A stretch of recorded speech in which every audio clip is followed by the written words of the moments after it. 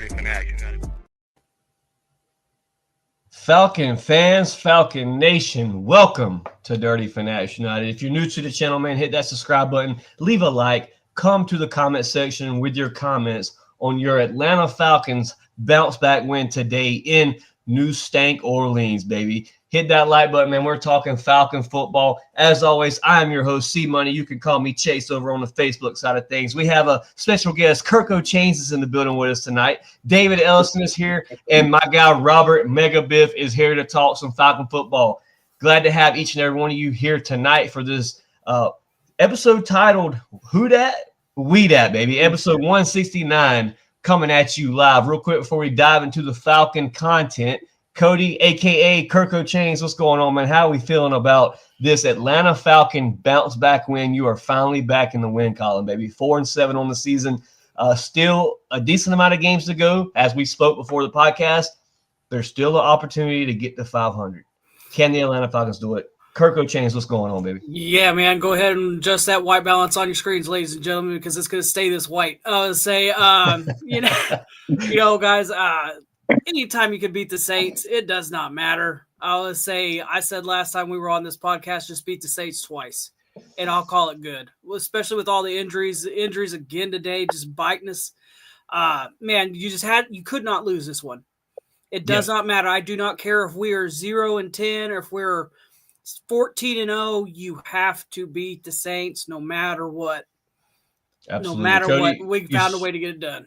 You speak on the injuries. Thankfully, every player that went out today for a couple of snaps was able to make their way back on the field. Big plus to that because, guys, there were some big names that went down today. A.J. Terrell, Matthew Bergeron still with the ankle injury.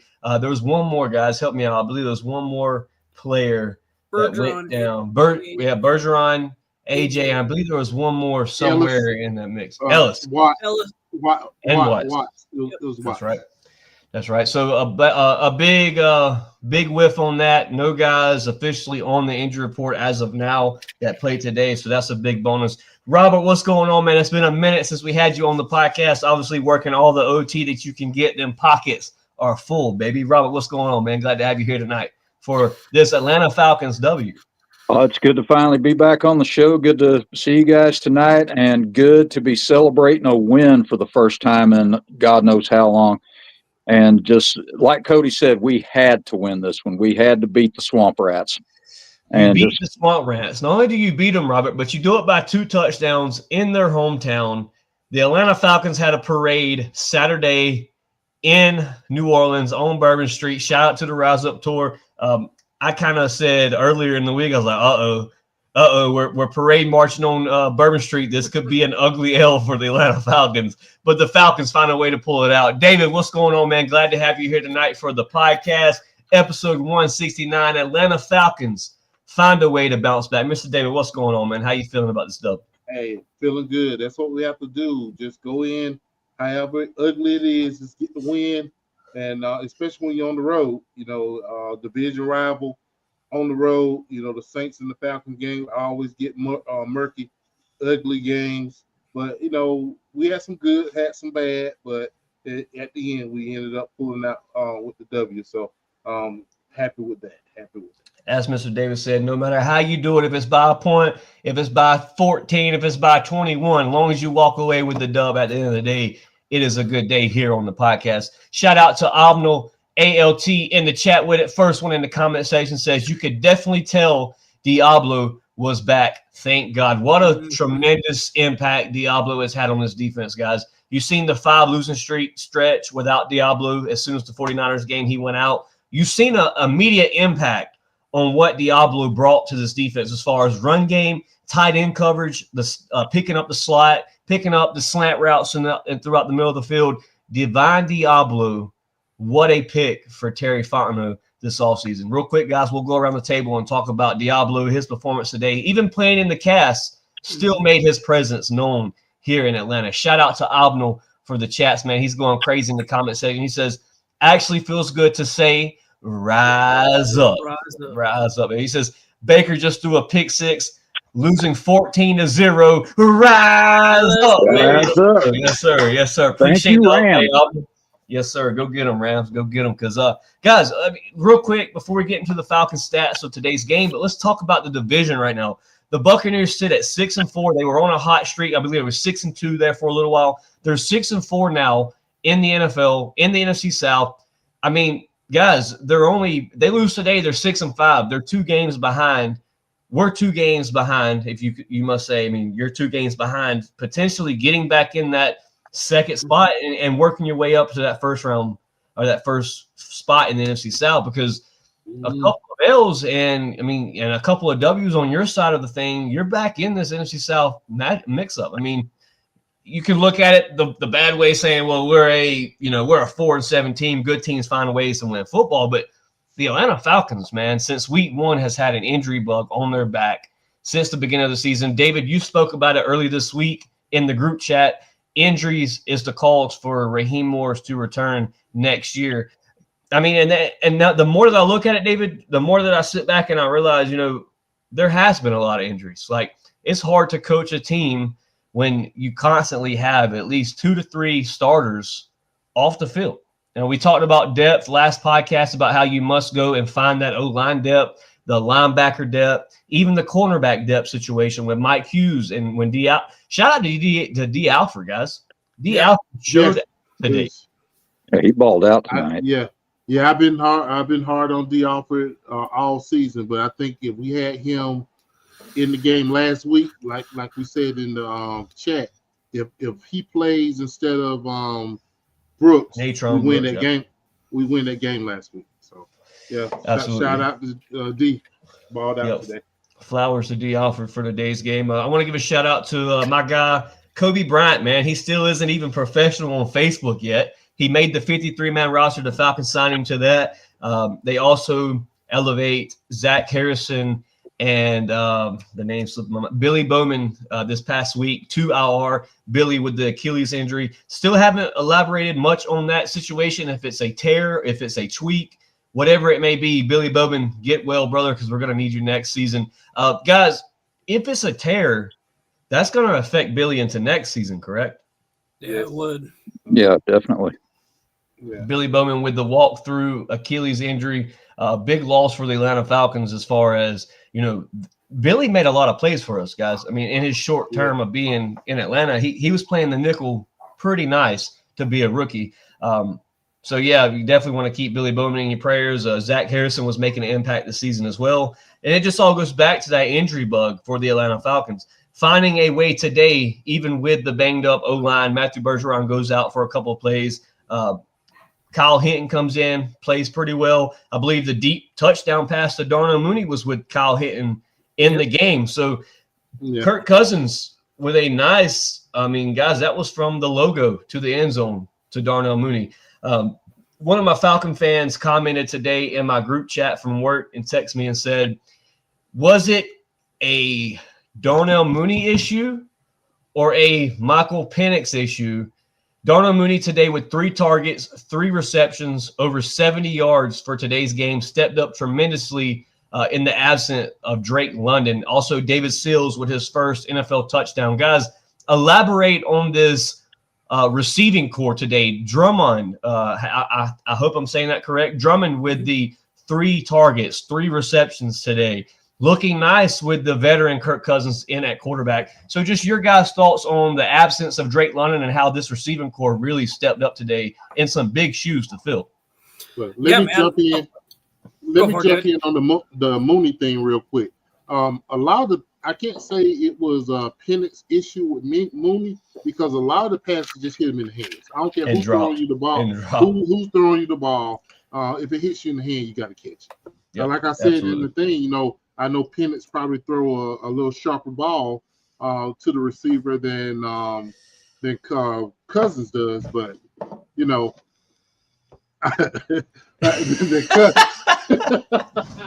Cousins does, but I got all distracted with that.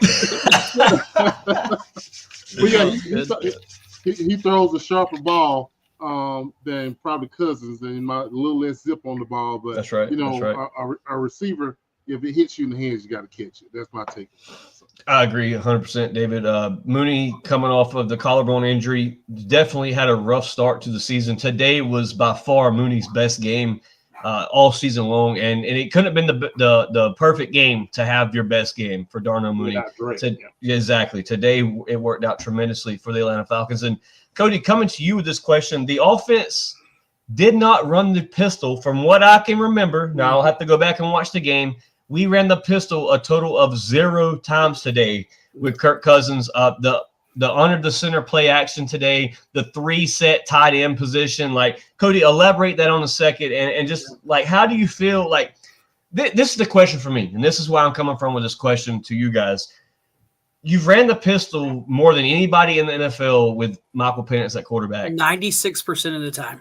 Kirk Cousins comes in the game. You run a under the center play action style offense, bootleg, rollouts. I mean, even the little screen passes to Bijan worked tremendously well today out of the pistol. Cody, your thoughts on why can't Zach Robinson get this created for Michael Penix? Why is it a Kirk Cousins? Is it a I have more the word I'm looking for. I have more confidence in the veteran quarterback. I don't want to confuse Penix. Just your overall thoughts on today's offensive game plan, because is Zach Robinson game plans like this all year long? We're not talking about Zach Robinson being fired. Yeah, and that's the crazy thing. And like I say, it's and that was my my question to the group chat is, why is this offense not ran like this when Penix is let's say when Penix is under center, but he's never under center. Exactly. So why are we it blows my mind, and part of me is like, I just don't know if maybe the issue is Penix has a harder time reading defenses at the line than he does when he's a couple yards back. Maybe it's Penix feels more comfortable in that shotgun, pistol formation, especially, with the ability to use his legs, even though, we don't see that very often. That was a confusing thing for me. And, I don't know. I don't want to say it's a Michael Penix issue, but what's going on, brother? It looked really good when Kirk, how nice was it to see Kirk be able to turn his back to a defense and still be able to hit guys. And I don't know. I think it's, even if it's one of those things, they don't want Penix to struggle under the center. I think at some point you've got to, because it limits this offense big time and what you can do. Because there was one play that my jaw damn near hit the floor because we motioned with Charlie Warner. He he moves to the left. Charlie with 3 passes back to back to back, guys. Yeah, and it's just like, but he motions. I'm going, oh, great, here we go. We're running that way. And then instead of running that way, they hike it, and now he comes across the field, and we go the complete opposite way. And so, it actually had the defense flow into the other side because they're thinking, okay, well, Charlie's, moved over. And that's where Bijan breaks off like, a 15-yard run. And it's just like, why are we not doing this more often?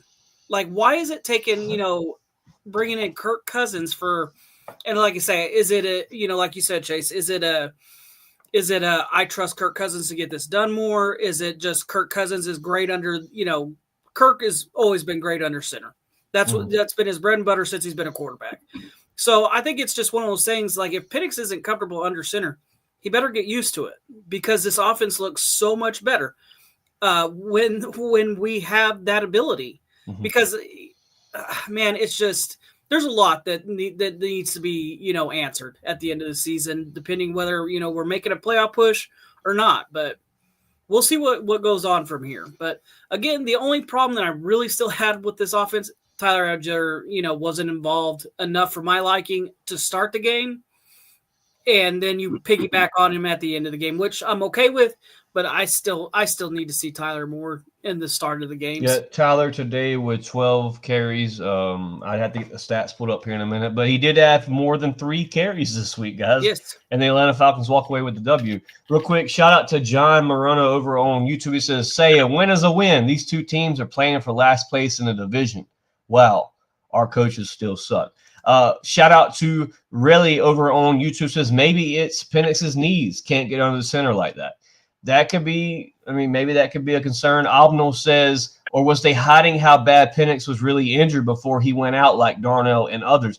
Tyler or Abner, we talked about this last week on the podcast. Was the Atlanta Falcons shielding this injury for Michael Penix? Was it more than a deep bone bruise stated a couple of weeks earlier when you had to sit Penix for that week?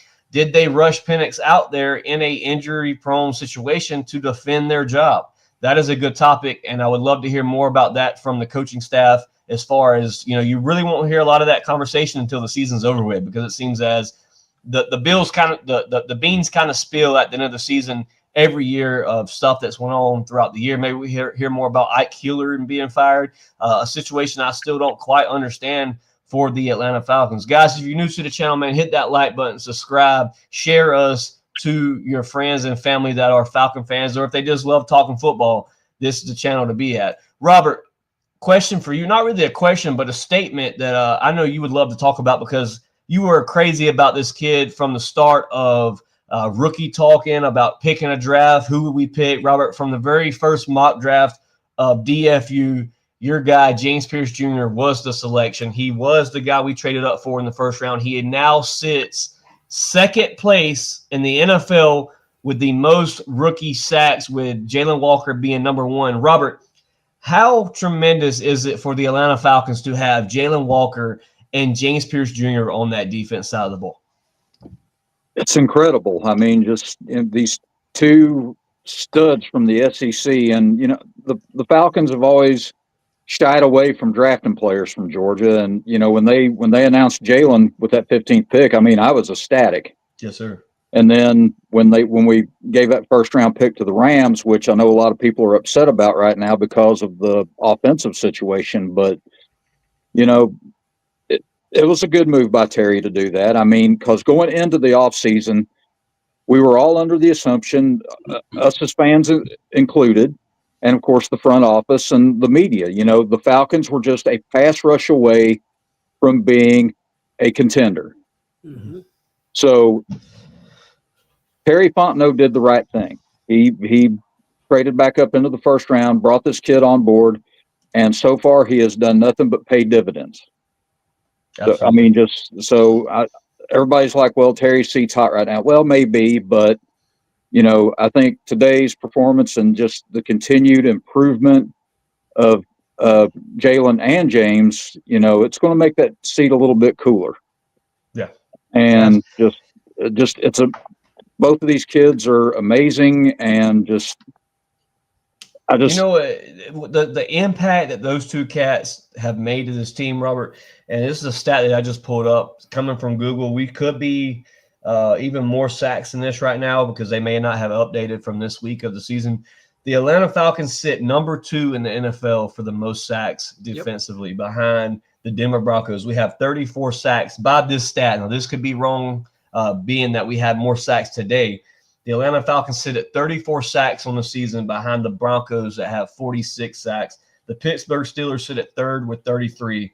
The Atlanta Falcons D-line is making noise this year in the NFL, and you've done it in just a simple year. And I believe those two players that you're talking about, Robert, Jalen Walker and James Pierce Jr., is the whole reason why you have that sack number. You're talking about, guys, John Abraham said it himself on this podcast. If your rookies walk away with 5 sacks apiece, meaning Jalen Walker with 5 and James Pierce Jr. with 5, you've won those draft picks. Walker's already at 5, and James Pierce Jr. is sitting at 4 after today's performance. Yep. The Atlanta Falcons are winning when it comes to first-round picks. Would not trade that situation for anything. As Abner says, it was definitely worth the trade back. I wouldn't change that decision. Nope. David, speaking on the pass rush and the defense, today you've seen a lot more Leonard Floyd. They started the game out with Leonard Floyd. James Pierce was a rotational piece further towards the second quarter.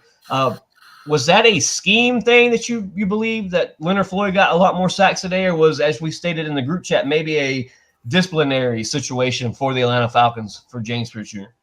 Well, I don't know. He's Floyd. We started the season. He was penciled in as a starter. That's right. He went out with injury, and he's back. So does he stick back in as the preferred starter for Coach Brick?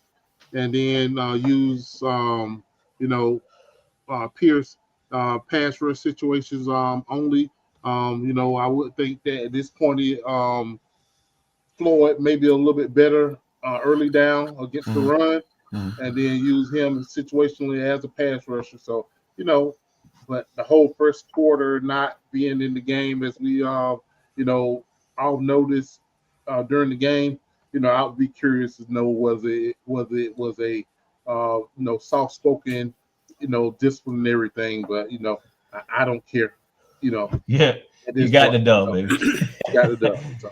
Shout out, Miss Samantha. Rise up. Glad to have you in the comment section. Guys, let's talk a little bit about today's team stats as far as overall total yards, sack-wise, penalties, time of possession.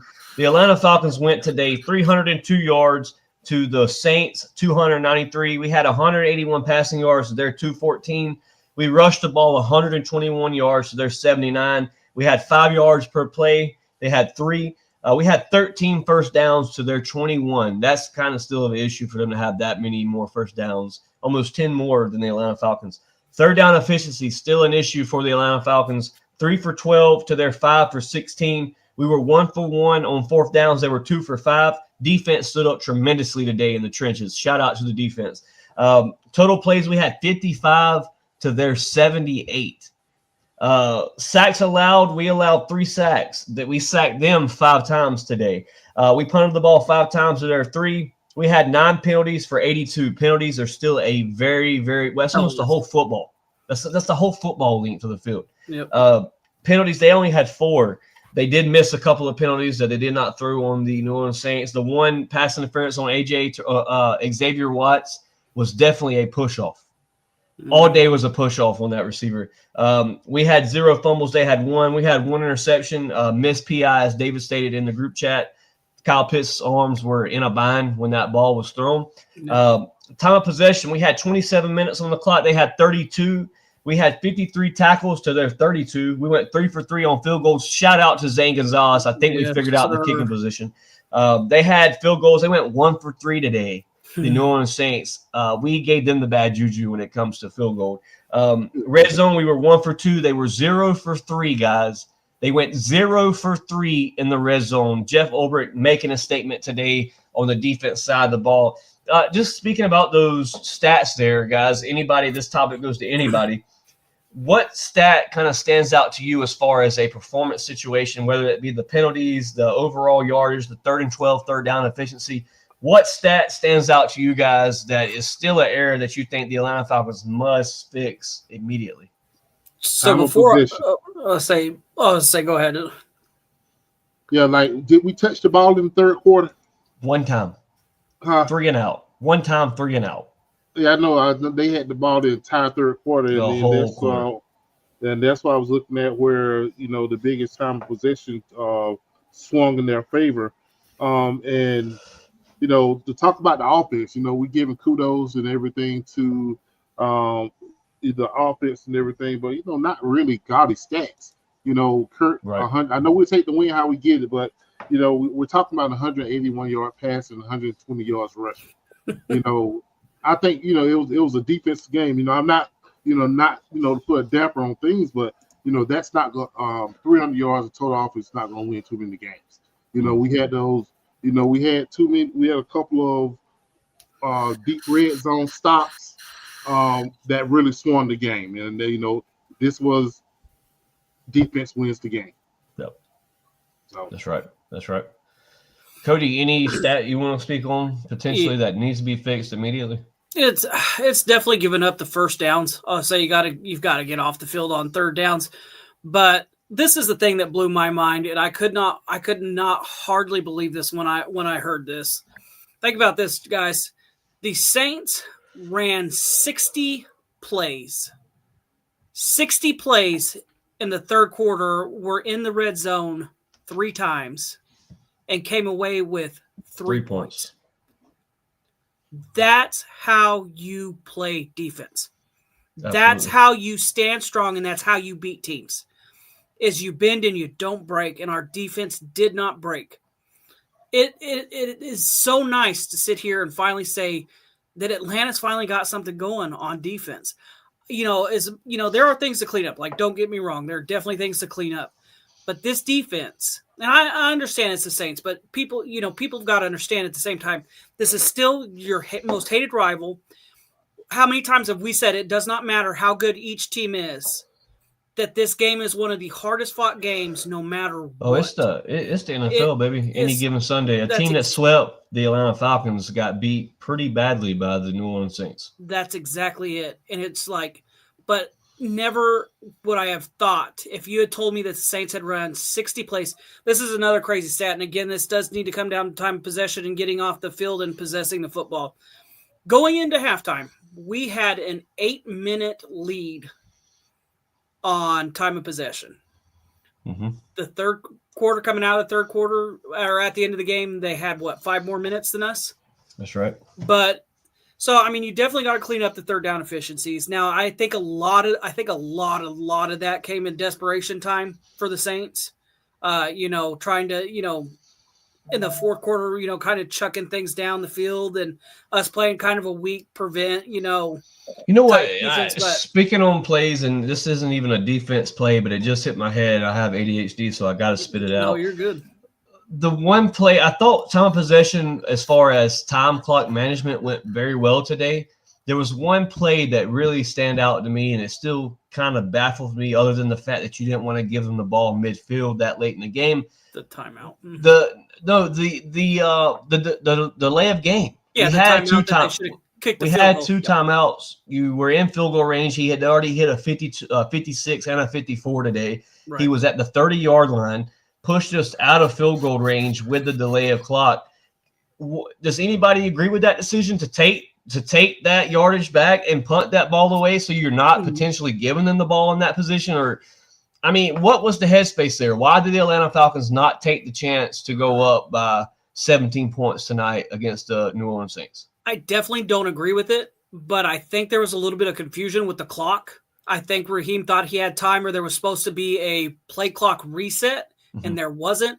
And I'm not saying anything. I'm not going to accuse the trash rats of cheating, but that would have been the second time that there was clock issues in this game, because the head official had to come out and tell the clock operator, hey, the clocks are different, and this is when we're moving the ball right there to go get that field goal before halftime.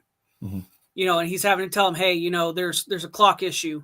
So part of me is kind of like, I'm going to give him the benefit of the doubt that there was something screwy with the clock, that maybe it was supposed to restart and it didn't, whatever the case may be.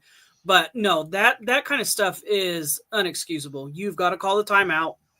Even if you don't think you need to call the timeout, and you need to take those points. There was a very rare sighting today on the sideline. It was 2nd and 6 or 2nd and 5.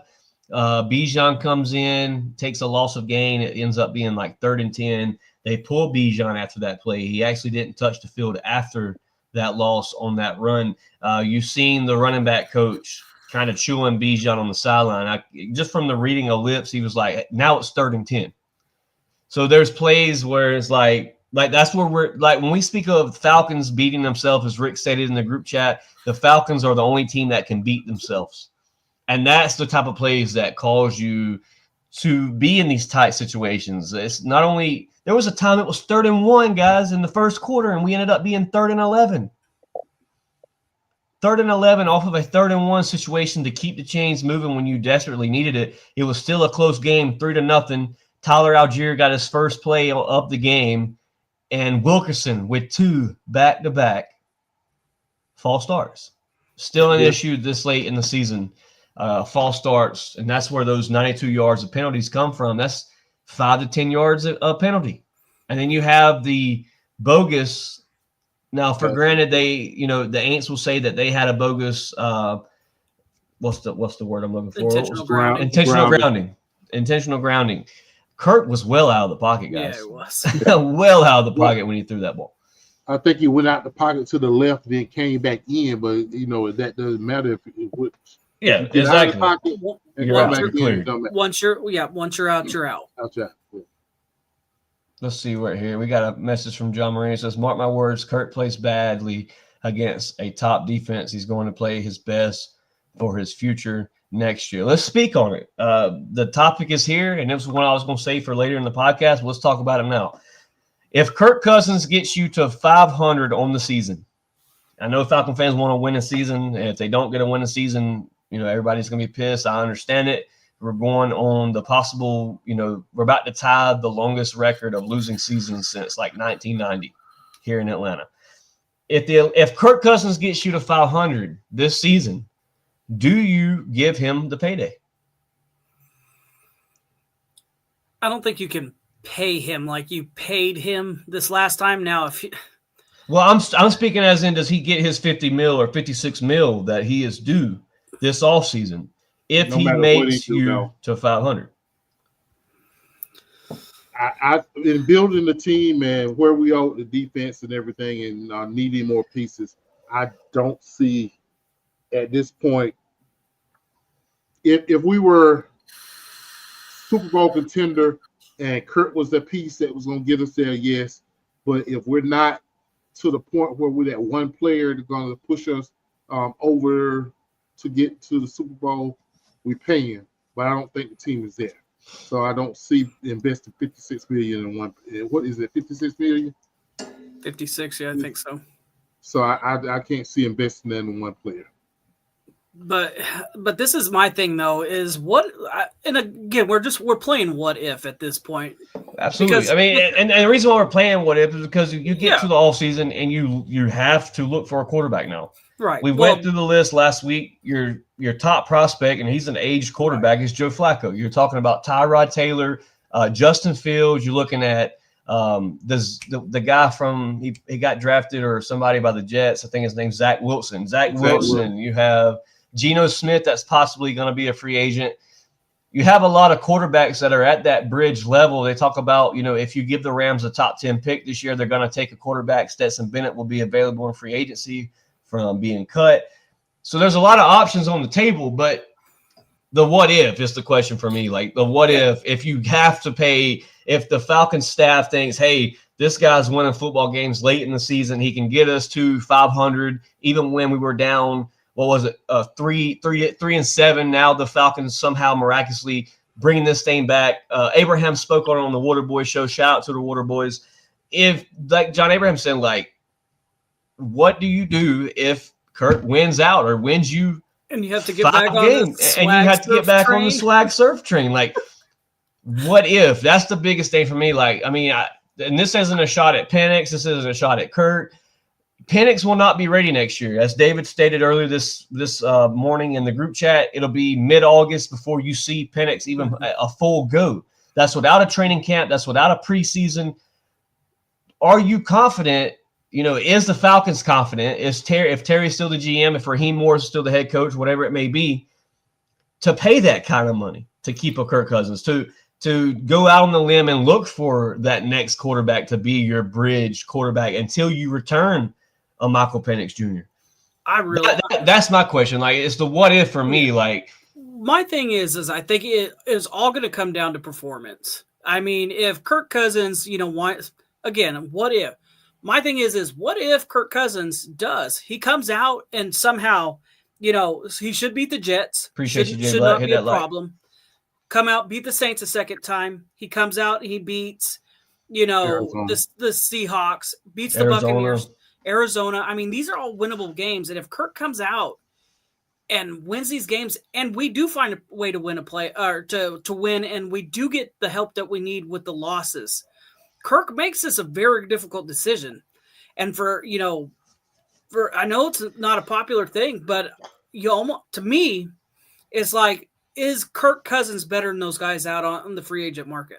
Because for my money, he is. Well, here's the thing. Kirk Cousins wanted a trade this year. He wanted to be traded. No team was interested in calling. There was rumors that the Vikings were in, and that's speculations. That's not even a verified source. So, like, whatever happens to Kirk Cousins happens to Kirk Cousins. Like, whether he's playing to get that money here in Atlanta or if he's playing to initially, Kirk Cousins has got to play good to continue his career in the NFL, whether that be with Atlanta or that be with a team that he finds through free agency.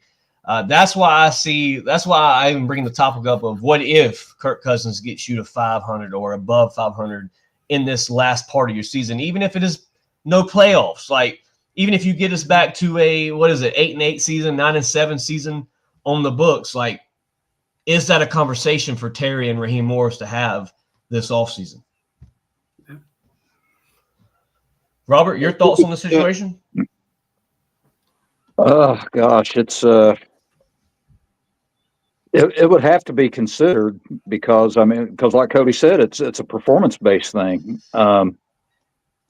But also to David's point, you're looking at $56 million for uncertainty. Mm-hmm. It would be a tough decision, and of course, obviously, what we thought were going to be no brainers for this front office and this coaching staff has really come back to bite us. Yep. We invested the money in Kirk. We drafted Penix to stay out of quarterback hell. And now we're back in the middle of it. We are. It boils down to, well, to both you guys' points, it boils down to performance and it boils down to money / cap space. If Kirk is able to pull off a miracle and get us above 500 and it'd be nice, a playoff spot, then yeah, I think the possibility has to be considered to bring him. I think if it's a playoff spot, it's a no-brainer. And that's just me. I could be completely wrong. But if you get a playoff spot, you haven't had a playoff season since 2017, even if it is a wild card, if you somehow sneak your ass into the playoffs, you've got to make the sign. You're going to re-sign Kirk Cousins. And that's just my thoughts on it. It could be a cheap bridge quarterback until you have a Penix week 3, week 4, whatever week it may be for Penix to return. Because this isn't me saying that Penix isn't the future of Atlanta. I still wholeheartedly believe Penix is your quarterback for the future, whether you do make the re-sign of Kirk Cousins or not the re-sign, but you pay him his payday of 56. David, what's that score looking like back there? 21-7. 21-7. Come on, LA. Rams. So, yeah, it's a good topic. And it's going to be a topic that we speak on this podcast for quite a while leading up into the offseason if you continue to win games. Now, if you go out here and you just look like absolute dog shit in New York against the Jets, then the conversation is pretty much dead. Right. You know what I mean? Because Baker's in the tent with an injury. Uh-oh, not the blue tent. Yeah. Falcon fans rooting for the Bucs to lose tonight. Your Falcons pulled it out. If you can win and the Bucs continue to lose, I believe the 49ers pull it out Monday night against the Panthers. You need those two teams to continue to lose if you can win, because that gets you right back in the mix of things, guys. This season is going crazy as it is. The Panthers started out 0-3, I believe it was, got their first two wins and then took off, and then they're in the second spot of the NFC South. Anything is possible in this division because, the Bucs were on a hot train, but as my pops likes to say, it's always better to start off cold than it is to start off hot, because that flame kind of dwindles out throughout the season. So we'll see what happens as far as the Bucs and the Panthers. And if the Falcons can win, that's the big if. If the Atlanta Falcons can find ways to win, we need to get Drake London back out on the field. Rumors have it it's 2 to 3 weeks for Drake London. I'm hoping for just a week. We all know Drake London's a dog. He's got that dog in him. So I know he wants to be out there just as much as Michael Penix would like to be out on that field right now. I want to give my shout-outs and prayers to Penix coming up surgery this week in L.A. Hope that procedure goes well for the young man. It'll be his, third or fourth surgery on his knees, his first ACL on that knee. So, big prayers up to Michael Penix, man, because we get a good report back from the surgery, hopefully a good recovery, road to recovery, and we can kind of end this quarterback conversation because – I really want to see Penix thrive in this offense. I don't want to see Penix in a pistol offense for another year. I don't want to see that. I want to see somebody that's a little more creative for the young rookie. Get this guy some mentors in the building. Other than Matt Ryan has a busy schedule, guys. He's not able to be on that sideline with Penix as we would all love him to be there for Penix. They do work in the offseason together. They even throughout training camp, Ryan was in the building with Penix. But you've got to get this young guy some mentors, somebody that can show him the ropes of the NFL, because 9 interceptions and 3 touchdowns. 9 touchdowns and 3 interceptions is not bad stats for a second-year player.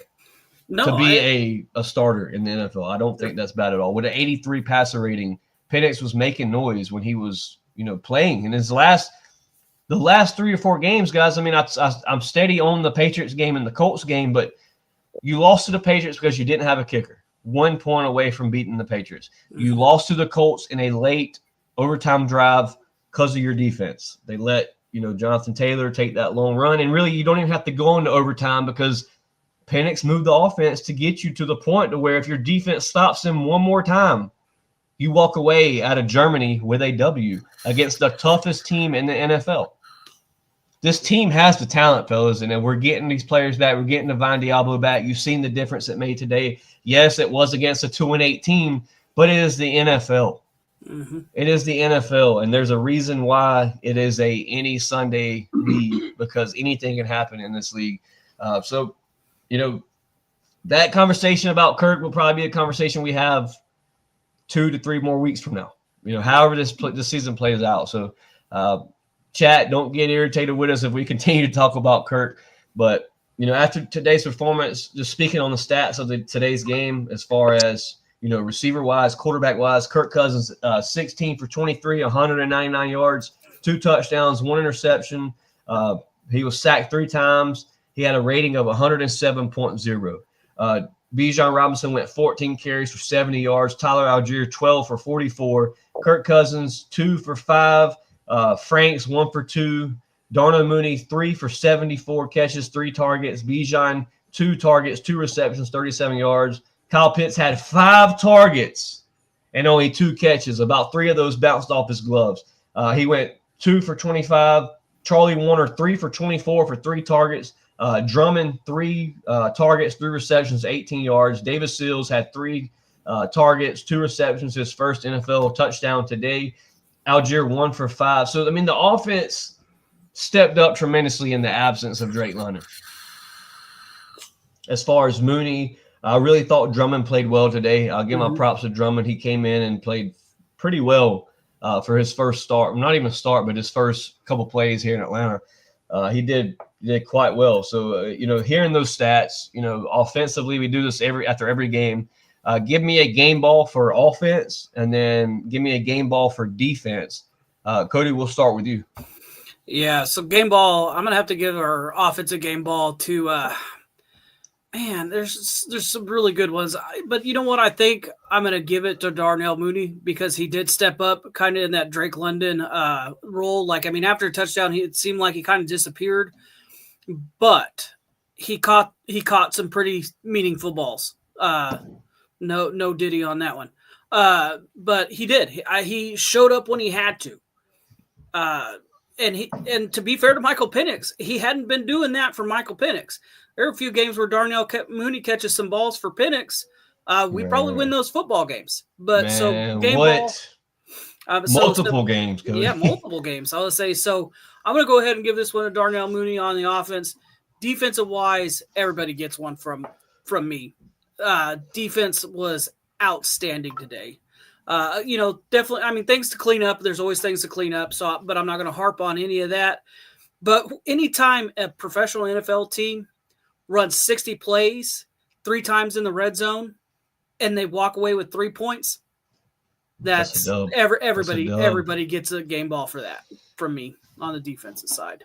Robert, who you got for us tonight as far as offensively and defensively game ball? Offensively, I'm going to give the ball to Kirk Cousins. Nothing pretty, nothing flashy. Was there room for improvement? Yes. Was he showing his age a little bit? Yeah, maybe, but he managed the game. Of course, on the late touchdown to Mooney, right down the middle of the field, he shows that he can still sling the ball.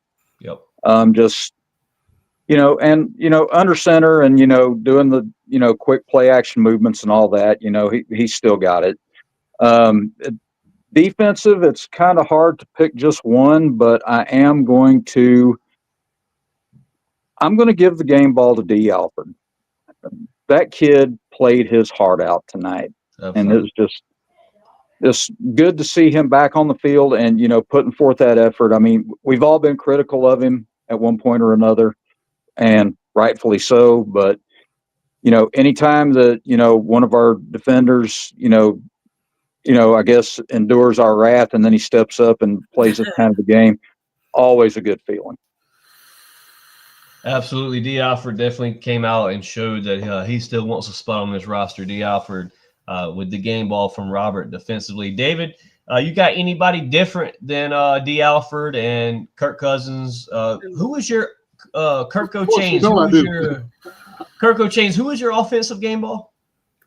Darnell Mooney. Darnell Mooney. Who you got before me, Mr. David? Coming in and seemingly solidified our kicking game. I'm going to give our offensive game ball to Zane Gonzalez. Hey, the kicker. Yes, sir. Yeah. And then defense going something different. I like the game Brandon Dorless had today. Absolutely. He definitely stepped up. I think we saw a couple tackle for losses. I think he had a sack today. So, the kid played pretty good. And he's been solid for us. And I see him growing with our two edge rushers and him in the middle with the pass rush.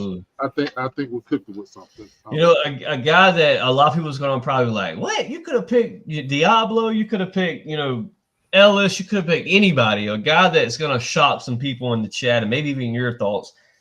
I'm going to give my defensive game ball to Lakel London for his no-stuffing, run-blocking defensive stops in the red zone. Lakel London, multiple weeks now, showing that he can get pressure in those 4th and 1s, those 3rd and 2s. Lakel London making his presence known when it comes to run stuffing. Lakel London looked very nice today when it came to these 4th down conversions, guys, because we mentioned earlier they went a lot. They went a lot for it on 4th downs. They had no option but to. They were 2 for 5. So 3 of those 4th down conversions was a complete disaster for the New Orleans Saints. And Lakel London had a very big statement as far as making those stops, getting that initial push to get that, loss of down or whatever it may be. But other than Lakel London, I'm going to go with 2 ways here. Divine Diablo, man, I said it before the podcast. What a presence to have Divine Diablo back on the field because, guys, our run defense has been very atrocious since Divine Diablo left the 49ers game. And today, to stop them to 79 rushing yards was a very big factor of why you won this game by 2 touchdowns. 24-10 today, the Atlanta Falcons walk away. As far as, offensively to change the path, I was going to give it to Mooney. Somebody has already said Mooney, so I'm going to go a different route. And the route that I would go with, my guy, Charlie Warner. Making big blocks, picking up good 1st downs. Charlie Warner making his presence known today in New Orleans. I said in the group chat earlier, guys, that's my Patrick DeMarco of 2016. Charlie Warner making big plays today to keep us moving the ball. Changing the page a little bit since we're right at our hour mark. I want to hit this real quick because this was a topic I wanted to speak on. Abnel says, I need our special teams to stop giving me a heart attack. My God, I thought they were about to run one back. This is a happening every week, guys. Special teams has gave up big plays every week. As soon as I get back, me, the wife, and the boys, we go out today. The game starts at 4:30, so we have a little bit of time to get out on a Sunday, go eat a good lunch, take the boys out for ice cream. We get back to the house, turn the TV on. I see a guy running a kickoff return down the field. Thank God for Zane Gonzalez slowing him down. This has been an issue all year long, guys. It isn't just a fluke thing. A good thing about special teams, shout out to Agnew. He actually remembered how to return kicks today. Agnew had a nice game today in New Orleans. It was like a 48-yard return, and they throw the bogus flag on us to move us back 10 more yards. But I'll say on special teams, you got to give Mike Ford some love too. That dude flies down the field and absolutely hammers people. Mike Ford, Felipe Franks does really nice job on special teams. How about Tyler Algier on special teams? Tyler Algier making his presence, but the kickoff, man, kickoff and punt has got to get better for this team. In the near future, even if it is addressed in the offseason. There was people on Facebook calling for the special teams coaching job. So, it's like you got to, get rid of everybody that was saying. Yeah, you got to get it right. At this point, do we just kick it in the end zone and come back to the 35? There's no Exactly. Just kick it out, Gonzalez. Just kick it out. That is very true, Abno. That is probably our weakest link right now as special teams. It doesn't look too great when it comes to open field tackles on special team. Not filling your lane. You have one lane. If you fill that lane and you do your job on that one block, you're gonna get through and make the tackle. Today, even in the past, you failed to contain those lanes, and it's shown because you're giving this defense even a harder time. To make these stops, to get these 3 and outs, to get this short field advantage. You're giving this, you're really pinning your defense on their back against the wall every time when you give up that big of a play. And the defense stood up strong. The Saints missed a field goal on that drive. So, kudos to the Saints kicker. I don't know his name, but you're MVP of today's game, bud. You really kept us going today. So shout out to you. Well, and the crazy thing is too today, if you really think about it, the defense didn't give up any touchdowns today. No, you get the pick six and the field goal. I mean, man, honestly, they don't get that pick six. Today is 24-3. That's right. It's wild how well that defense has, stepped up, and that was the thing that was driving me nuts about, listening to Drew suck a dick Breeze. Oh my God, dude. I was so tired of listening to him. I was talking about, the Falcons defense is giving up, averaging like 500 yards the last 2 games. It's like, yeah, but you're not talking about this Falcon defense being out on the field 35 seconds after getting a stop. When I knew Drew Brees was salty? When he said, he made it seem as if the Falcons don't give Caden Ellis his props. He was like, I don't remember how he worded it, but he was like, the one player that's going on the radar that's really a big force for this Atlanta Falcons defense is Caden Ellis. He doesn't get the flowers that he deserves. I'm like, dude, what Falcon fan doesn't know that Caden Ellis is our best linebacker? Tell Drew Brees to come watch this show and see how much I prop Caden Ellis. Caden Ellis he's your first re-signing when it comes to the offseason. He has to be. Drew Brees wouldn't come on this show, and if he did, I would give him so much hell about that skid mark on his face. There it is. Aldo said, there it is. He said, unsung hero was the words. That's exactly what he said. He said, Caden Ellis was the unsung hero of the Atlanta Falcons defense. I'm just like, what? Absolutely. I'm like, what? So dumb. Honestly, so dumb. Talk about being out of touch about the Atlanta Falcon fan base and how much people like Caden Ellis. Man. Fuck him. Listen, this is all that matters. The Atlanta Falcons are on top of the Saints, all-time record. The Atlanta Falcons lead that now. So shout out to that. Shout out to the fact that, we rolled we changed the roles as far as having kicker problems in New Orleans this week. Shout out to Zane Gonzalez for the 56-yarder. That's the longest field goal this year for the Atlanta Falcons, by the way. 56 yards. So shout out to Raheem for having confidence that his kicker could go out there and make that 56-yarder. Because, that was the issue with Romo. Like, there was, even against the Bills, there was chances you could have went up by more points, and you didn't because you were afraid to kick the field goal.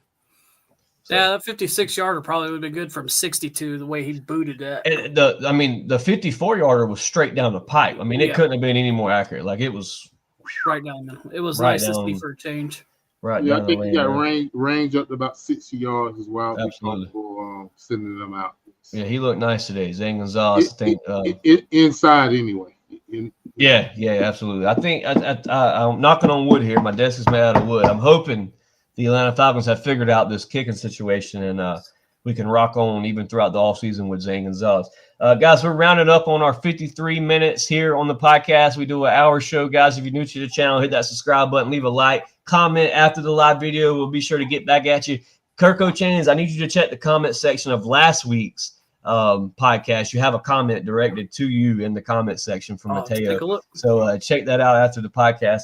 So real quick, man, starting with you, give me a shout out, Kurt, and we'll get up out of here. Yeah, man, huge shout out to the Atlanta Falcons walking into that stanky ass city, marking our territory, letting these fools know that we still run, that we still own them. They can talk about how bad they are and, their rookie quarter. I don't give a shit. Fuck the Saints. Fuck Louisiana. Fuck New Orleans. I was like, this is how we do it. How about the score right now behind David? 31-7 for these LA. Get them Rams. Go get that old Rams. Bulldog Matthew Stafford. Yes, Love sir. it. But, so shout out to the Falcons. Shout out to you guys coming on a Sunday night, talking talking about our Dirty Birds, I would say it always feels so good when we win, boys. I would say, like, you don't get all of this if we don't get the W. Well, it's like, so shout out to the Falcons. Shout out to y'all coming talking about Dirty Bird football. Shout out to the wife who's in Florida on vacation. I hope she's still having fun. Thanks for coming on, chat. Cody, you may have made her night, showing up like this. I would say, there we go. I'll say that's what I do. I aim to please. But shout out to you guys. Shout out to everybody that watches us every time we come live. I would say, without y'all, there is no podcast, man. So, keep liking, subscribe, push us out there. It doesn't cost you a thing to subscribe, man. I was saying it helps us out greatly, and we appreciate all y'all. But as always, fellas, rise up. Rise up, baby. Good Falcons W. Robert, it's been a pleasure. Cody, it's been a pleasure. David, same to you. Glad to have you guys here tonight for the podcast. Robert, shout outs for tonight, brother. Well, shout out to the Falcons for getting us off the schneid and getting that W, man. That felt good and always feels extra good when we beat our most hated rival. Of course, they had the parade down there. I remember back in the days of old Fulton County when the Saints fans would come in and get in the parking lot and they'd get off the bus with their umbrellas and do that stupid "When the Saints Go." Oh, them sons of bitches! I tell you what, you used to burn me up. Well, today was your payback. Yes, this was your payback. So. And, of course, shout out to the good Lord above. Without him, nothing's possible. Shout out to our viewers and subscribers. We do this for you guys, and we thank you very much for your support. Shout out to Philip and Rick. We missed you guys tonight. Wish you could have been here, but we'll see you next time. And, as always, shout out to you guys for letting me be a part of this, man. It's an honor and a privilege as always, and shout out to my family, Brianna, Peyton, Zach, and Christy. I love y'all. And as always, rise up.